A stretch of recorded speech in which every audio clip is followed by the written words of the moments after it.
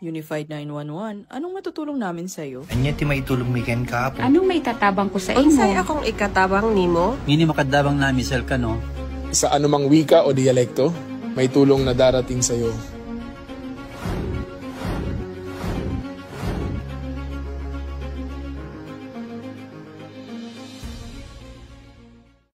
Lilingkod sa bawat Pilipino at magbibigay ng tamang impormasyon para sa tahimik at maayos na Pilipinas. Police News Network, alagad ng batas, tagapagtaguyod ng balitang pulis, sandigan ng mamamayan, patnubay ng katotohanan. La Campo Crame, maghahatid ng pinakahuling kaganapan at nagbabagang balita. Ito ang PNN Police News Network. At ngayon, ang inyong mga tagapagbalita.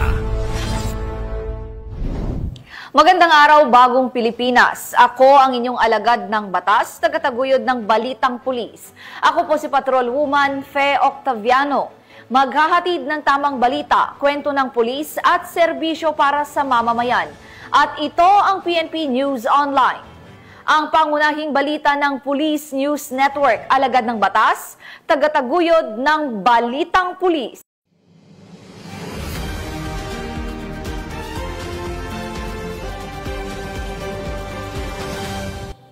Ngayon ay araw ng Sabado at narito ang mga balitang nakalap ng ating PNN correspondents sa loob ng linggong ito.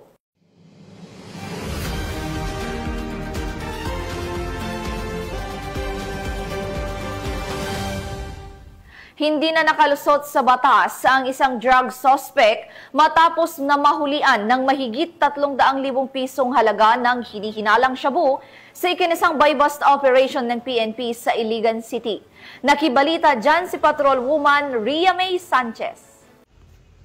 Nasamsam ang mahigit 306,000 halaga ng shabu sa isinagawang buy-bust operation ng Iligan City Police Station 5, katuwang ang PIDEA Lanao del Norte, sa Barangay Tibanga, Iligan City nito lamang ika-15 ng Setyembre taong kasalukuyan. Kinilala ni Police Major Nelmar Kipanes, Station Commander ng Iligan City Police Station 5, ang suspect na si alias Gigi, lalaki, 27 anyos, residente ng nasabing lugar at isang street-level individual.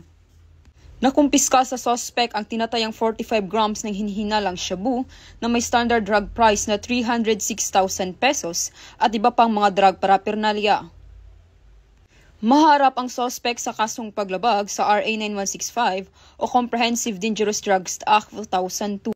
Mula dito sa Camp Capistrano, Busa, Cagayan de Oro City, ako ay yung Police News Network correspondent, Patrol Woman Ria May Sanchez, alagad ng batas, tagataguyod ng Balitang Pulis. Maraming salamat, Patrol Woman Sanchez. Isang operasyon kontra illegal na droga sa Palomok, South Cotabato ang nagbukas ng mas malalim na banta sa seguridad ng bayan matapos mahuli ang isang sospek na hindi lamang may dalang shabu kundi pati baril at granada. Patrol Woman Ara Cassandra Concon sa balita. Arestado ang isang lalaking kinilalang si alias Jean, 48 anyos, matapos masamsam sa kanyang bahay ang hinihinalang shabu na nagkakahalaga ng 246,960 pesos at isang 45 caliber pistol at isang granada sa bisa ng search warrant operation sa Barangay Coronadal proper. Na-recover din ang drug paraphernalia at 5 bala ng baril. Sa ngayon ay nasa kustudiya na ng Polomolok Municipal Police Station ang suspect habang inihanda na ang kasong isasampa. Tiniyak naman ng PRO 12 ang pagpapatuloy ng kampanya kontra illegal na droga at mga loose firearms bilang bahagi ng advokasya ng bagong Pilipinas. Mula dito sa Rehiyon 12, ako ang yung PNN correspondent, Patrol Woman Ara Cassandra Concon, alagad ng batas, tagataguyod ng Balitang Pulis. Maraming salamat, Patrol Woman Concon.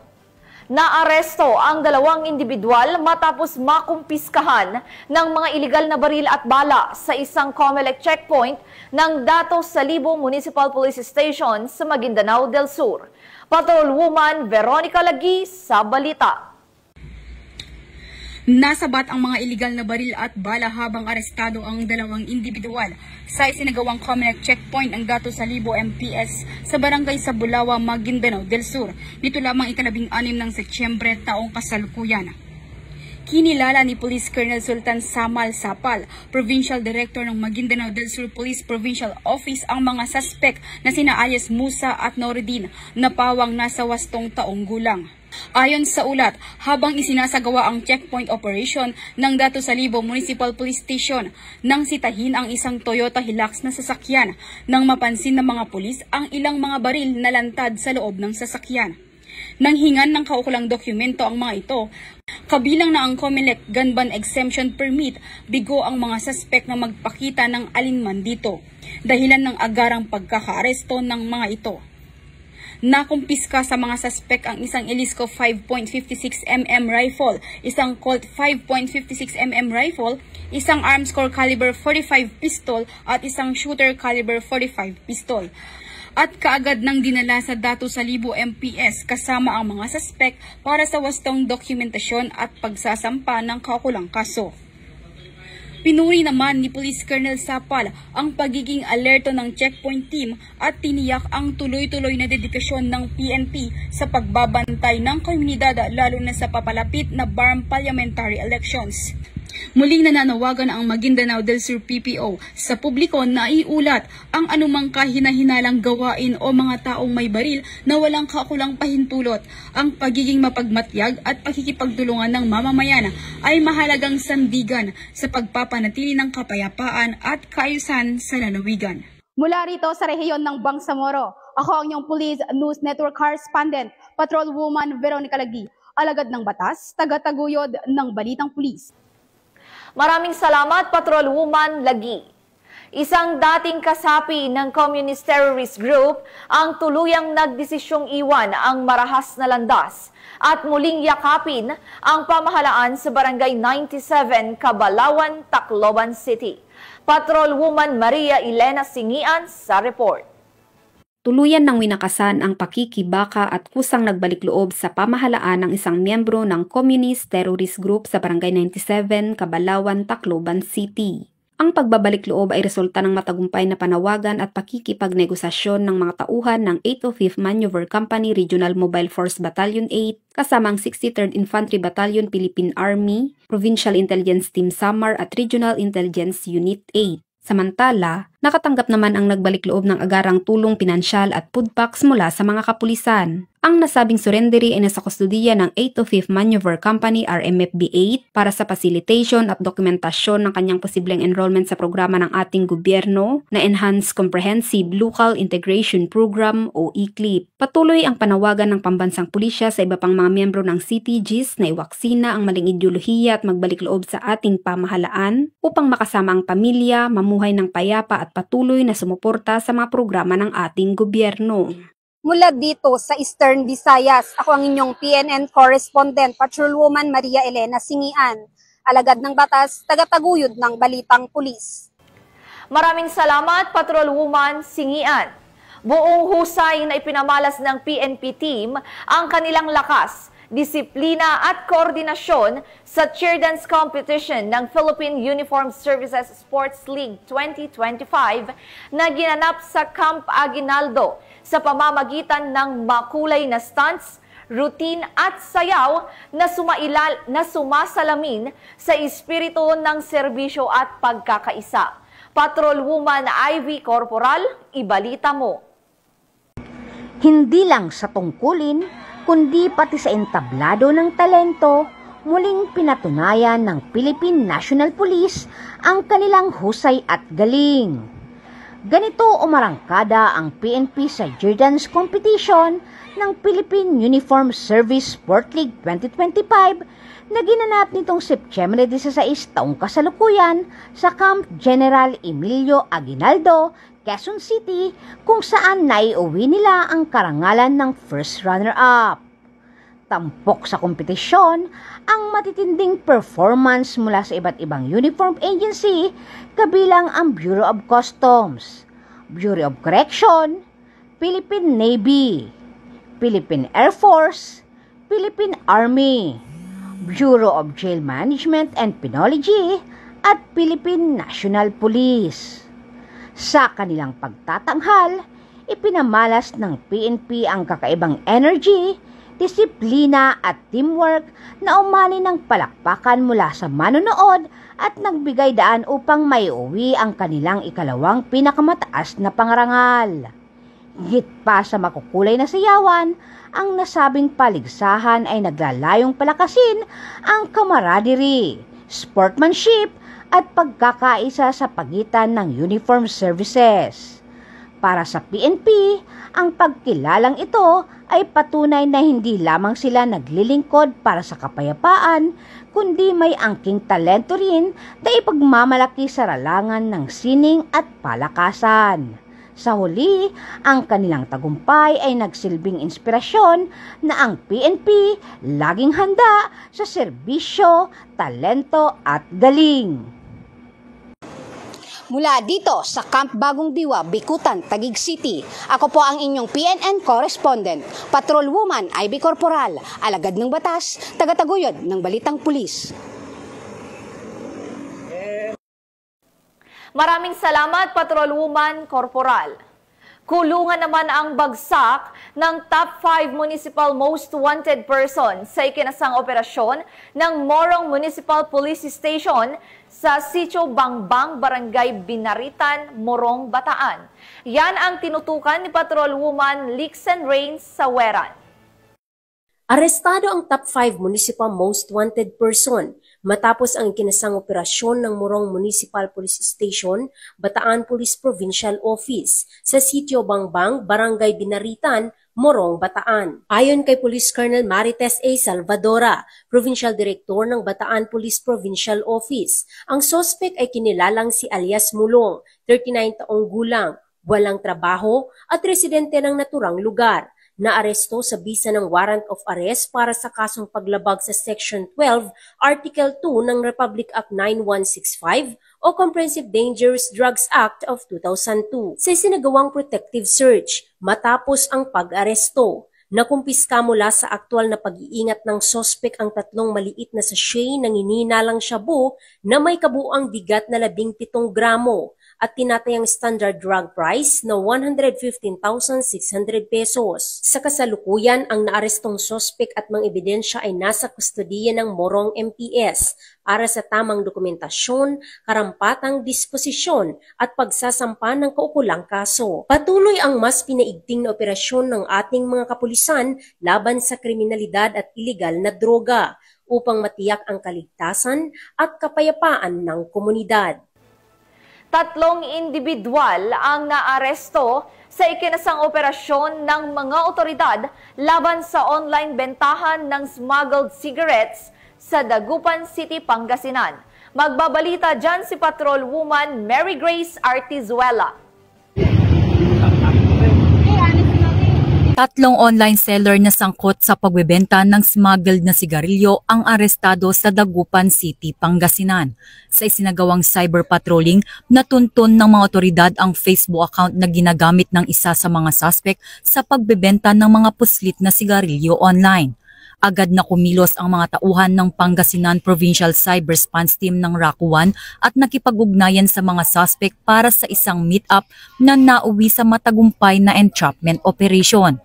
Nakumpiska mula sa operasyon ang mahigit 500 rims ng smuggled na sigarilyo. Nahaharap ang 3 suspect sa patong-patong na kaso, kabilang ang paglabag sa Tax Reform Act at Tobacco Regulation Act of 2003. Muli naming pinapaalalahanan ng publiko na maging mapanuri sa bawat transaksyon online. Mula dito sa Campo Crame, ako ang inyong PNN correspondent, Patrolwoman Mary Grace Artizuela, nagbabalita para sa Police News Network, alagad ng batas, tagataguyod ng Balitang Pulis. Maraming salamat, Patrolwoman Artizuela. Kulungan ang bagsak ng isang minor de edad at 2 pang sospek matapos maaresto sa isinagawang buy-bust operation ng Aringay PNP sa La Union. Yan ang tinutukan ni Police Corporal J.R. Del Mendo. Arestado ang isang minor de edad at dalawa pang sospek na 47 at 30 anyos sa sinagawang bypass operation ng mga miyembro ng Arengay Municipal Police Station sa Barangay Dulaw, Arengay, La Union.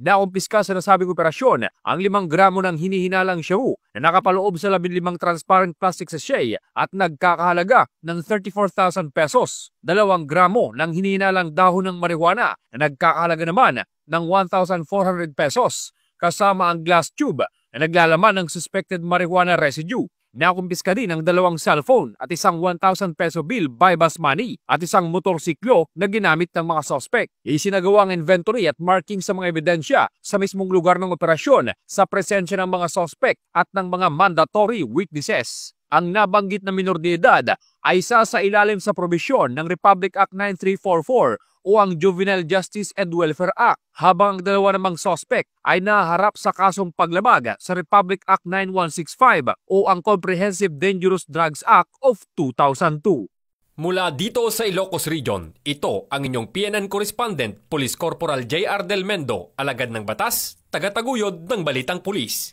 Maraming salamat, Police Corporal Del Mendo. Nadakip ng pulisya ang isang high-value drug target sa ikinasang bypass operation sa Barangay Trapique, Oton, Iloilo. Ang report mula kay Patrol Woman Glidel Astrologo. Isang high-value individual ang naaresto sa matagumpay na buy-bust operation na isinagawa ng Station Drug Enforcement Team ng Oton Municipal Police Station nito lamang 15 ng Setyembre taong kasalukuyan. Pinangunahan ng operasyon ni Police Lieutenant Colonel Ali V. Estamber, hepe ng pulisya ng Oton, bandang alas 9 ng umaga sa Barangay Trapeche, Oton, Iloilo. Kinilala ang suspect sa alias na Anthony, 39 na taong gulang, binata, walang trabaho at residente ng Zone 1, Barangay Rizal, Palapala, Iloilo City. Nakumpiska mula sa kanya ang suspected shabu na tumitimbang ng humigit kumulang 60 gramo na may standard drug price value na tinatayang 408,000 pesos. Sa ngayon, nasa kustudiya na ng Oton MPS si Anthony at haharap sa kasong paglabag sa Republic Act 9165 o ang Comprehensive Dangerous Drugs Act of 2002. Patuloy ang kapulisan ng Western Visayas sa kanilang mahigpit at matatag na laban kontra iligal na droga upang matiyak ang kaligtasan at kapayapaan ng lalawigan ng Iloilo. Mula dito sa Police Regional Office 6, ako ang inyong Police News Network Correspondent, Patrol Woman Glidel Astrologo, alagad ng batas, tagataguyod ng Balitang Pulis. Maraming salamat, Patrol Woman Astrologo. At yan ang mga balitang nakalap ng ating PNN correspondents mula Luzon, Visayas at Mindanao sa loob ng linggong ito. Sa ngalan ng pamunuan ng Philippine National Police sa pangunguna ni Acting Chief PNP, Police Lieutenant General Jose Melencio Nartates Jr. at sa pamumuno ni President Ferdinand Bongbong Marcos Jr., kami ay maglilingkod sa bawat Pilipino at magbibigay ng tama at balanseng balita. Dahil dito sa bagong Pilipinas, ang gusto ng pulis, ligtas ka. Mula rito sa tanggapan ng tagapag-ugnay ng pambansang pulisya, ako ang inyong alagad ng batas, tagataguyod ng Balitang Pulis. Ako po si Patrol Woman Fe Octaviano, maghahatid ng tamang balita, kwento ng pulis at serbisyo para sa mamamayan. At ito ang PNP News Online, ang pangunahing balita ng Police News Network.